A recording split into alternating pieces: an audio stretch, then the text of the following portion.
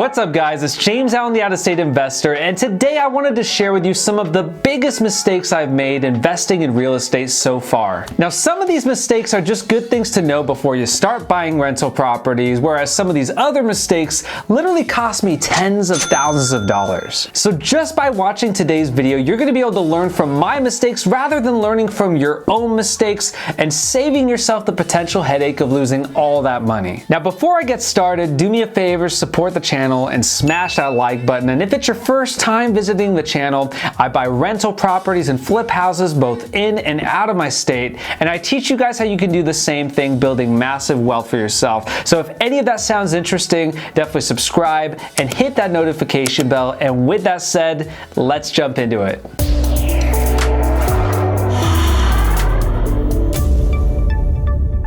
Alright, so there's 6 major mistakes I want to go over today, and what's crazy is I actually made 4 of those 6 mistakes on just one property. So that's exactly where I'm going to start, and for those interested in hearing the full story about this property with all the details, you can check that out, link above or below in the description. So the first major mistake I made is I didn't properly verify if my contractor had a license. Now this was my first out-of-state rehab. I didn't really know what I was doing at this point, and so I kind of worked hand in hand with my property management at the time. They kind of helped coordinate this rehab with me, and in addition to that, kind of worked as almost like a project manager, just that extra layer of accountability. So they helped me find a couple contractors to come bid out the job, and they kind of also helped me out with coordinating the scope of work with what might help raise the rents for the property. And so at first it was actually very helpful. Now as part of my due diligence, I did know I wanted my contractor to be licensed, so I did ask the contractor that I wanted to go with if he was licensed or not, and he said that he was licensed, and I even double checked with the property management,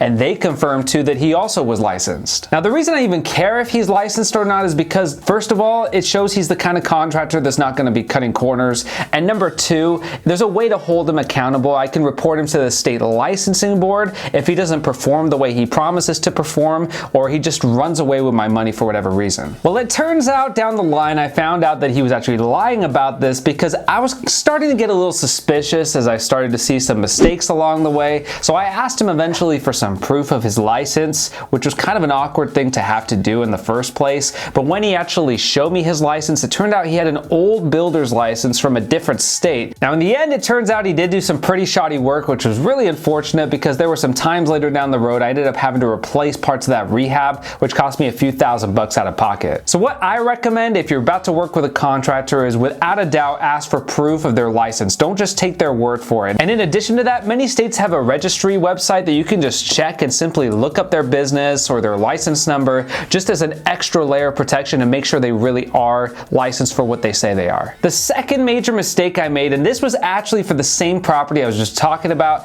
I didn't realize at the time when I was buying it that it had both city and county property taxes. You see, everything I had learned up until that point, I learned that you really had to worry about county property taxes, and for the most part, and the first property I purchased, most areas just have county property taxes. But there's a few cities that will actually have city property taxes in addition to county property taxes, which I had no idea about. So this is a big deal because if you're buying correctly, you're running the numbers properly, and I'd already worked out what the cash flow would be, and this is an ROI I'm going for. But it completely changed the ROI when I started to realize there were city property taxes in addition to county taxes, because it added about $80 to $100 of extra monthly expenses. Now fortunately, this deal was a pretty good deal to the point where even with city taxes included, it still had a pretty good cash flow return on investment. But with that said, it's a good reminder that anytime you're looking at an area that you're not familiar with, double check with your agent to make sure that there's not city taxes in addition to county property taxes. The third major mistake I made is when I purchased a property that was on a septic tank. Now the mistake itself wasn't that I bought a property on a septic tank, but more so that I didn't inspect or check to see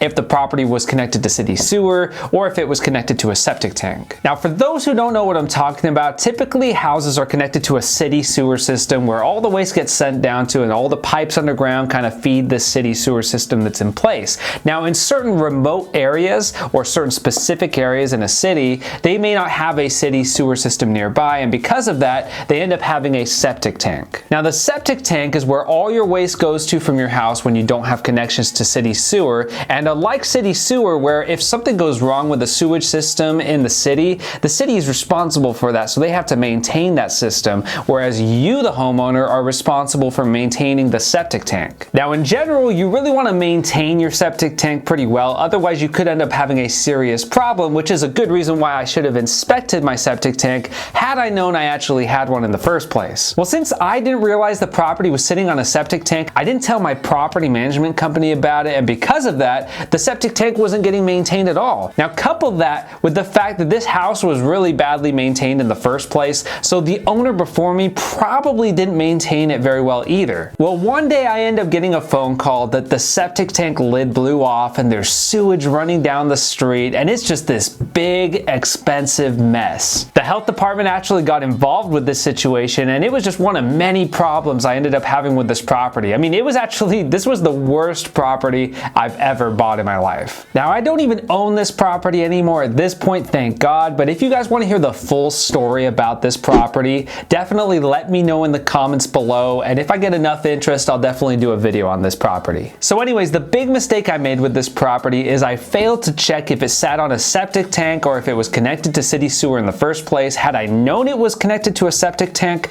then I probably would have gotten an inspection on the septic tank. But I got a regular inspection, but unfortunately it didn't tell me anything about the septic tank or the sewer system. Normally that's not really covered in those regular home inspections, so it's really something in addition you need to ask about. So my advice to you is you can learn from my mistakes and always check a property if it's connected to city sewer or if it sits on a septic tank before you buy it. Now, if the property is sitting on a septic tank, it's really important that separate from your regular home inspection, that you get a licensed septic professional to take a look specifically at what kind of condition the septic tank is in, the drain field, which is a major part of the septic system, just to make sure you fully understand what you're getting yourself into. The fourth major mistake I made was over improving the finish level on my rental property. Now, once again, this was my first rental renovation I'd ever done before, and so I just spent way too much money on unnecessary things. Long story short, right before the renovation took place, I had just dealt with back-to-back evictions because of the kind of tenants my property was attracting. Now, the property wasn't really in a bad area per se. It was in like a C-class area, C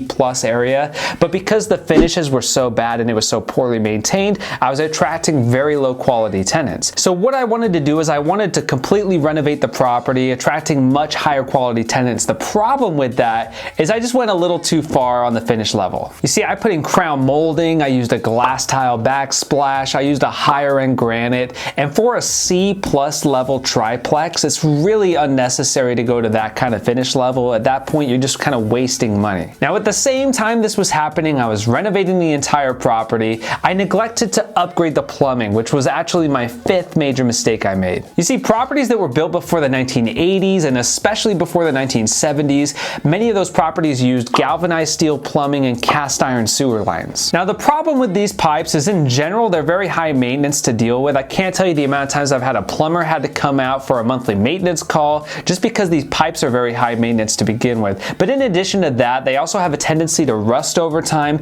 and sometimes in worst case scenarios, they can end up bursting, which can cost you thousands of dollars. So when I was fully renovating the triplex, that was the perfect time to upgrade the plumbing because I was already tearing everything apart, getting ready for these new renovations to take place, and it made it so much easier for the plumbers to access the plumbing lines, which meant that I could have saved a lot of money by doing it then. Now I have to do all this tearing in the drywall and all sorts of things like that that make it a way more expensive thing to do that it just doesn't even make sense anymore. Well, unfortunately, I didn't realize this at the time, and because of that, now I have higher maintenance costs on a monthly basis with this particular property. So you guys can learn from my mistakes by not making that same mistake I made. If you're doing a major renovation like that, use that time to upgrade the plumbing, and also just understand if you're buying a property that's built before the 1980s, particularly before the 1970s, definitely check what the plumbing is and understand what the cost is to upgrade that plumbing so that you fully understand the situation you're getting yourself into. Now, the sixth major mistake I made was buying a property in a flood zone, and I've actually done this twice, believe it or not. Now, the first time I actually did this was with the first rental property I ever purchased. If you want to see the full video on that, check that out, link above or below in the description. Well, anyways, with that first rental property, I ended up getting the inspection done, then we moved on to the appraisal, in which the appraiser ended up telling the lender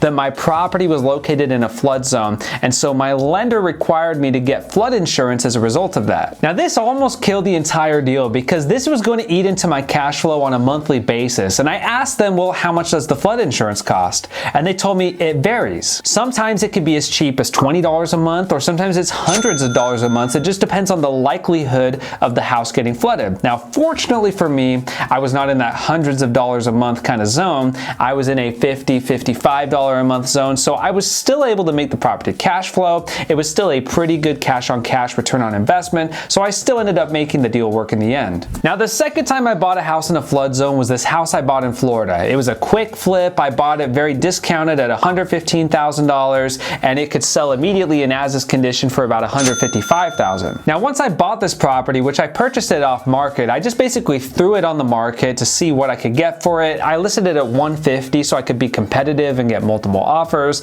and I ended up getting into escrow at about $158,000, somewhere around there. So at this point, it looked like I had a nice little quick flip. I was going to make some quick cash, but unfortunately, the buyer financing fell through. Now, no big deal. I just threw it back on the market again, and I went into escrow a second time, and once again, the buyer financing fell through. So now by the third time the properties hit the market, people are starting to think there's something wrong with this property because people can see the history of the property, how it's gone into escrow twice, it's fell out twice, throw in the fact that it's in a flood zone, and now people are starting to really be concerned about buying this property. Now, hearing the feedback from the potential buyers, the flood zone was really the major issue, giving a lot of these buyers cold feet to make offers on the property. Now, we were able to petition FEMA, who creates these flood maps, to remove us from the flood zone because we had an elevation survey done that proved that we were above the elevation required to not have it in the flood zone any longer.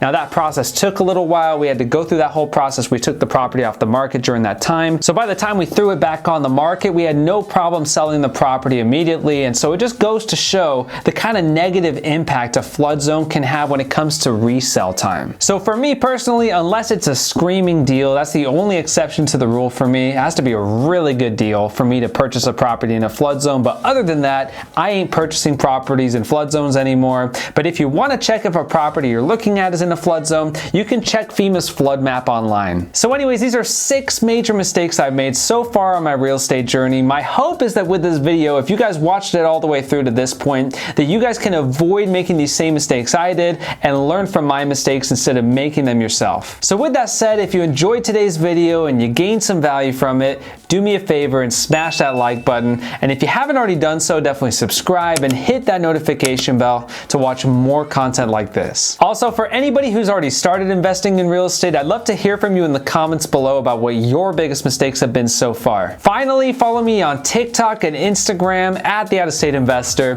Thanks again for watching, and I'll see you on the next one.